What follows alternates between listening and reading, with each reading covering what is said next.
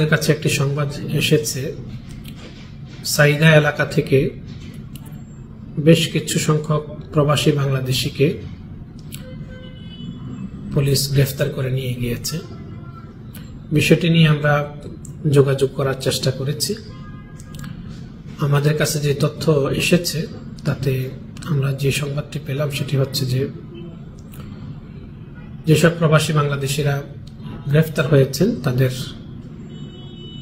অধিকাংশেরই আকামানি, তারা একটি জায়গায় থাকতেন এবং সেখানকার আশেপাশ থেকে কোন একটি অভিযোগ তাদের বিরুদ্ধে দায়ের করা হয়েছে। তারই প্রেক্ষিতে পুলিশ তাদেরকে গ্রেফতার করেছে।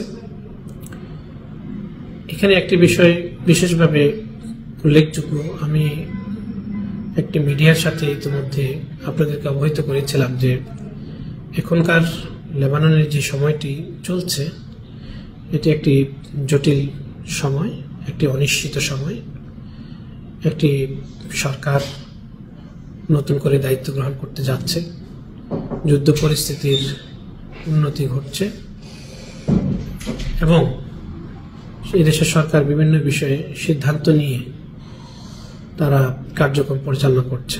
এই মুহূর্তে আমি আপনাদের প্রতি অনুরোধ করব, আমরা যাদের আকামা নেই, বৈধ কাগজপত্র নেই, তাদেরকে সতর্কভাবে চলাফেরা করার জন্য, আপনাদেরকে বৈধ হওয়ার জন্য আমি অনুরোধ করছি।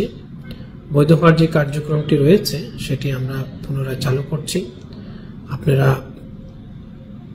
কফিল ধরে স্পন্সর জোগাড় করে বৈধভাবে থাকার চেষ্টা করুন, কারণ আকামাবিহীন থাকা অবস্থায় অত্যন্ত ঝুঁকিপূর্ণ।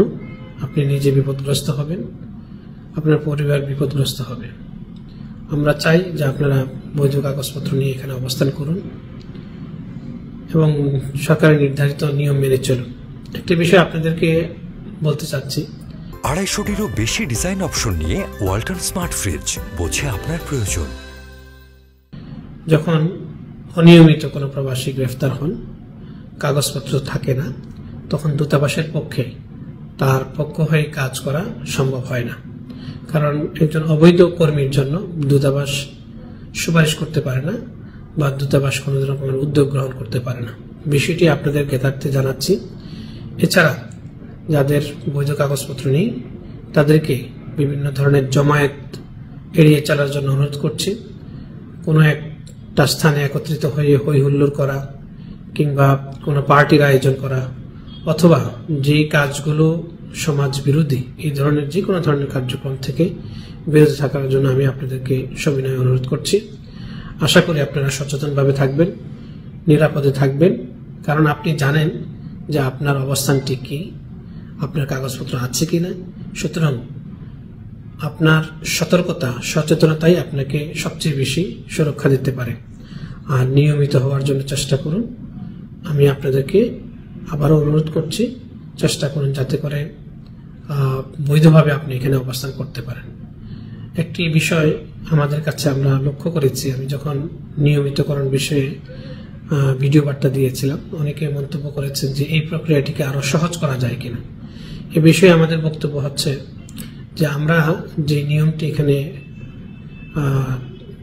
প্রবর্তন করছি, চালু করেছি, এটি মূলত লেবানিজ যে অথরিটি রয়েছে, জেনারেল সিকিউরিটি, তাদের সাথে আমাদের একটি চুক্তি হয়েছে। সেই চুক্তির প্রেক্ষিতে লেবানিজ কর্তৃপক্ষ যে নিয়মগুলো চেয়েছেন, যেই শর্ত যুক্ত করেছেন, সেই শর্তগুলোই আমরা এখানে সন্নিবেশ করেছি। কারণ এই দেশের কর্তৃপক্ষ চালায়, সুতরাং তাদের নিয়মের আলোকে আমাদেরকে পরিচালিত হতে হবে।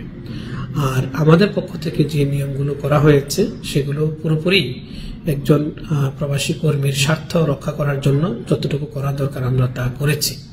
সুতরাং আমরা ভেবে চিন্তে বিভিন্ন বিষয় পর্যালোচনা করে লেবানন সরকারের নির্ধারিত নিয়মাবলী প্লাস আমাদের কর্মীদের যাতে স্বার্থ রক্ষা হয় সে বিষয়গুলো দেখে মূলত আমরা এই নিয়মগুলো মাধ্যমে নিয়মিতকরণ কার্যক্রম পরিচালিত করছি।